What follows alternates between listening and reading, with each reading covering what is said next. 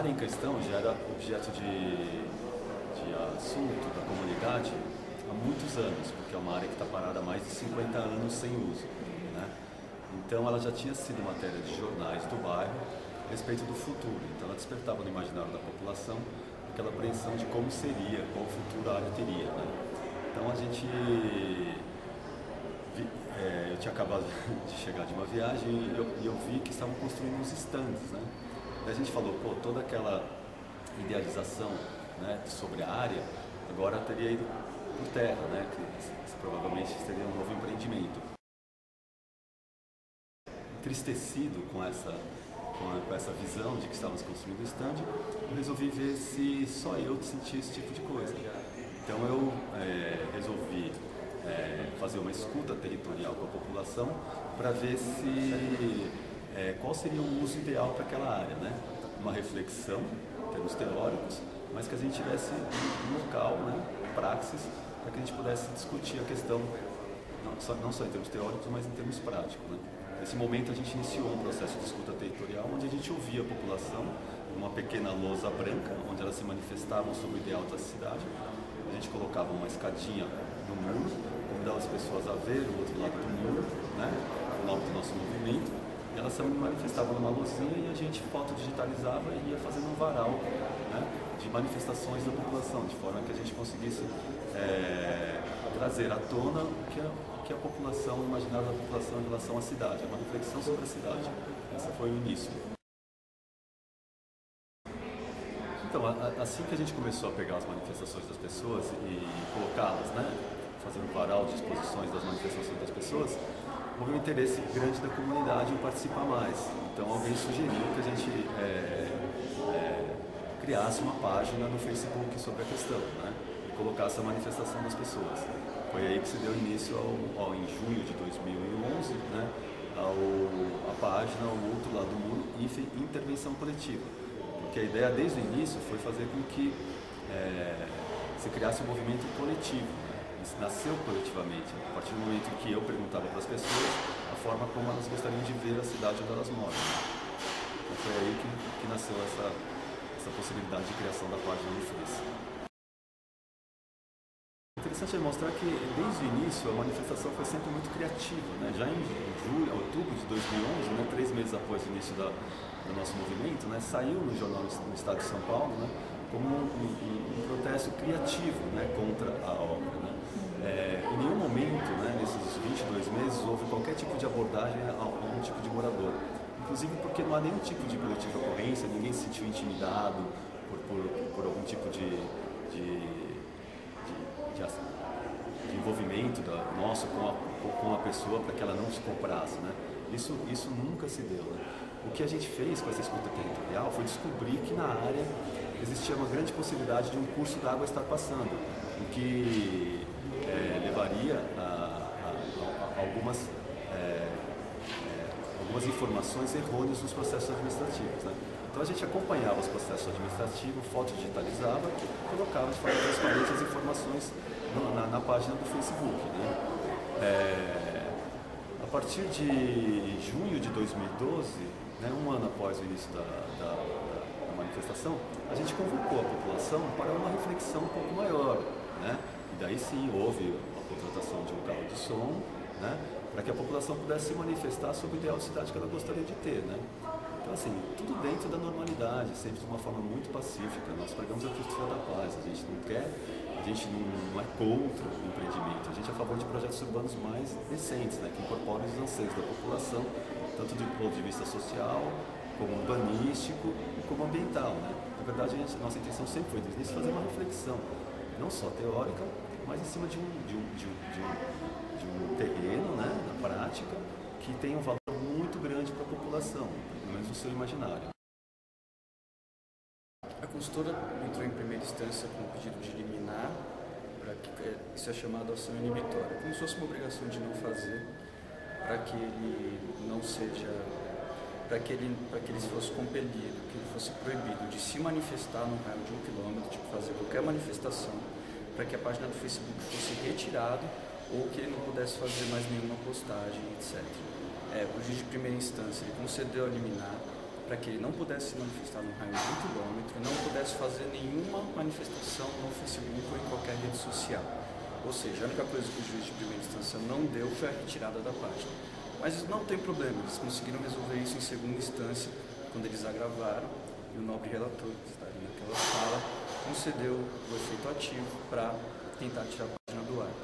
Em face dessa decisão, nós entramos com pedido de reconsideração, entramos de gaiato no processo, já que o entendimento do Tribunal de Justiça é de que você não é intimado quando se trata de liminar, quando a outra parte ainda não participa do processo, que era o nosso caso, a gente ainda não tinha contestado. Então, a gente não ia ser intimado, não ia participar do contraditório, resumindo, ia haver uma censura por parte do Judiciário sem participar do contraditório. Veja bem, censura sem contraditório.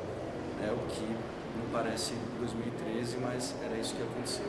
A gente entrou com o pedido de reconsideração, ele apreciou esse pedido, em face desse pedido ele reconsiderou, deixou a página no ar, mas mandou excluir qualquer publicação que dissesse respeito, não só que criticasse, mas que dissesse respeito à construtora, à incorporadora, o que constitui 90% do conteúdo da página.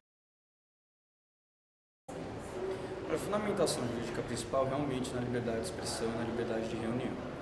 A gente não entrou com uma fundamentação clichê, simplesmente falando em liberdade de expressão, liberdade de reunião a qualquer custo. A gente sabe que todo direito é limitado e não adianta simplesmente alegar a existência que esse direito está na Constituição, porque a livre iniciativa privada também está na Constituição, outros direitos também estão. A nossa argumentação ela é jurídica, mas a essência dela é fática. É dizer que não houve abuso de direito, que esses direitos foram exercidos de maneira legítima, que nada foi alterado, nada foi, em momento nenhum ele passou dos limites. Em momento nenhum a manifestação foi violenta, em momento nenhum a manifestação teve uma finalidade ilícita. A questão do rio, querendo ou não, é muito importante, porque o rio realmente existe, ficou comprovado. O principal desse processo, o que fez eles conseguirem eliminar, é que eles entraram no processo mentindo de forma muito grave, por isso a gente está pedindo litigância de má-fé com 20% de multa, de indenização em primeira instância. Eles mentem, eles falam que a prefeitura alega categoricamente a não existência do rio, que é mentira. Eles falam que o Ricardo abordava os compradores, dizia não compre, o que é quase uma piada.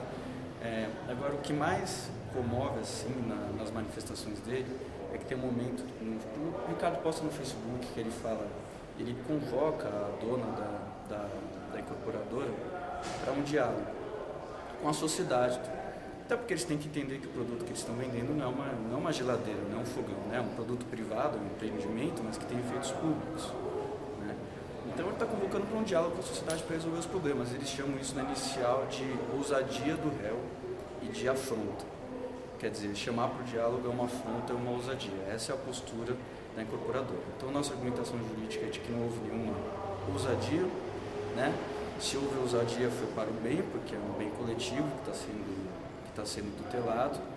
E basicamente é isso, eles mentem nos fatos, é uma manifestação pacífica, uma manifestação que protege o direito coletivo, e na medida em que eles atingem, falam que ele, como funcionário público, teve acesso aos autos de forma indevida, atuou enquanto ele devia estar na Secretaria do Verde do Meio Ambiente, estava em outras secretarias, tentando resolver o problema, relegando sua função assim no plano. A gente provou que isso era tudo mentira, que quando ele estava em outras secretarias ele estava de férias, usando as férias dele para tratar do problema, que ele nunca teve acesso privilegiado a autos nenhum, todos os pedidos de vistas foram registrados, ele está agindo como cidadão, e um cidadão exemplar, como ele é visto pela sociedade, como ele é visto pelo jornalismo, pela imprensa, menos pela consultora que chega aos autos mentindo para conseguir uma liminar, que infelizmente foi o que eles conseguiram.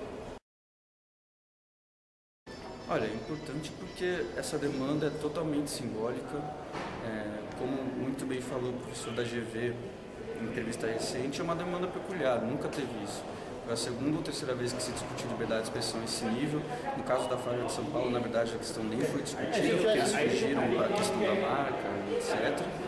Nesse caso, eles não vão poder fazer isso, porque não tem o que se discutir. A discussão é basicamente liberdade de expressão em face de outros direitos. Então, assim, pode se formar um precedente, caso não seja repetida essa decisão, pode ser formado um precedente muito perigoso daquele que protesta, tendo uma opinião sobre alguma coisa de forma lícita, ser censurado. E ser censurado em uma decisão que foi preferida no dia seguinte à entrada da ação.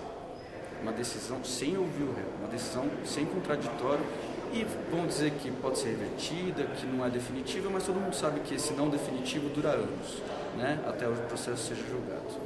Então, é evitar uma censura sem contraditório durante anos, num caso que essa censura não tem o menor sentido. Então, é uma sensação incrível, né? Porque ao mesmo tempo que você sente um acolhimento por parte da população muito grande, né, em relação ao carinho que temos pelo movimento, né, em virtude da sua abordagem pacífica, né, ele se volta de uma forma tão violenta contra uma pessoa que simplesmente é mais um membro do movimento, né? Então, assim, na verdade, acho que não é uma justiça só contra o requerido, mas sim é um tiro contra todos os movimentos sociais, né? Na verdade, se sente acolhido pela população, mas ao mesmo tempo existe uma pressão muito grande do poder econômico, né? Uma tristeza muito grande que está acontecendo, né? Mas a gente acredita que, no fundo, as coisas vão se reverter, porque o interesse coletivo deve priorizar, né? A livre manifestação acima de interesses privados, né? Desde que ela seja feita de forma pacífica, como sempre foi feito, né?